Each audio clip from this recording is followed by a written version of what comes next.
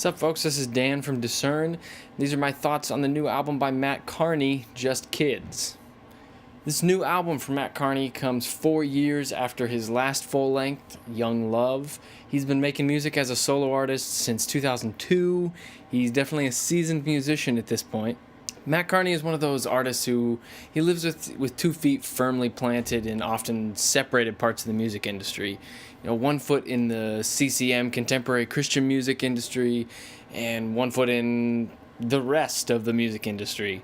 He even released this new record on a Christian label, In Pop, and on a regular label, Republic Records.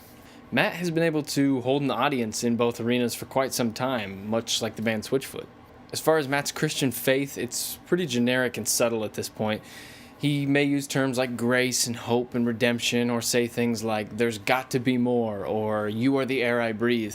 But for it to be distinctly Christian, you as the listener need to fill in the gaps between those words and make assumptions about what he probably meant.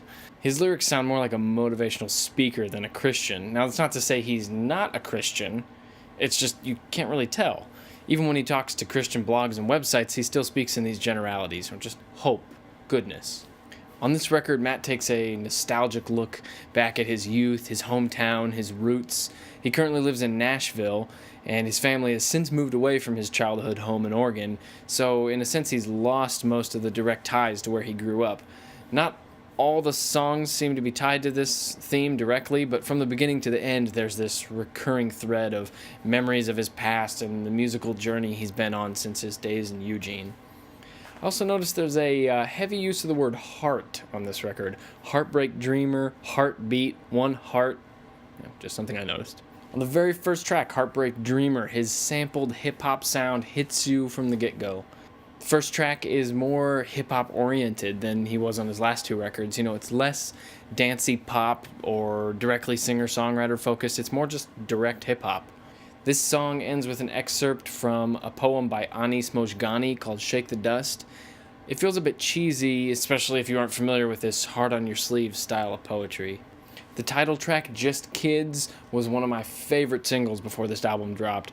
The vocal is prominent, it's captivating, the lyrics are stark and unfiltered.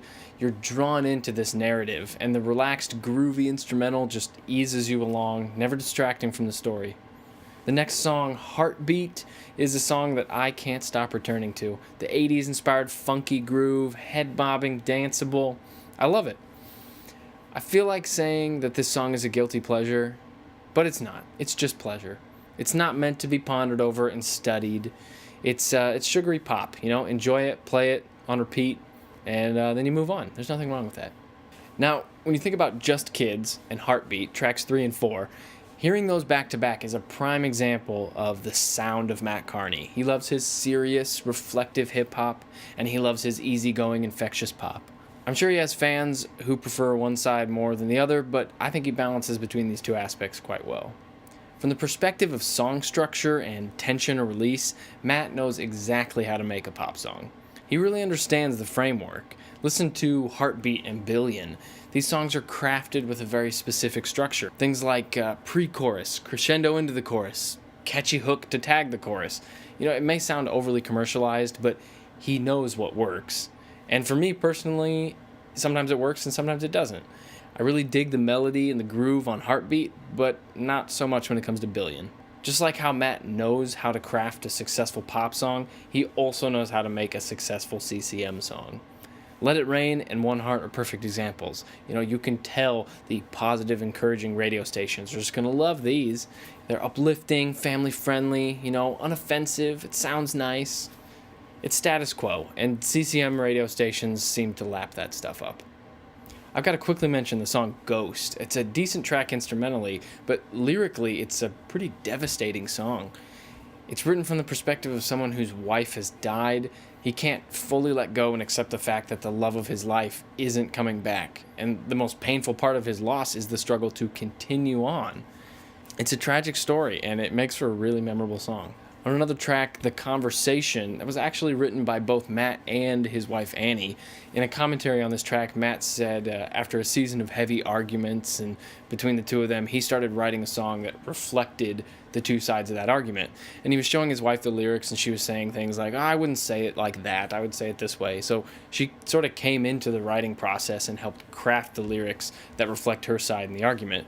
And Matt said he was initially singing the female lines himself in falsetto, like oddly singing back and forth to himself, but in the end, he made the sensible choice to just instead bring in a female voice, the talented Young Summer.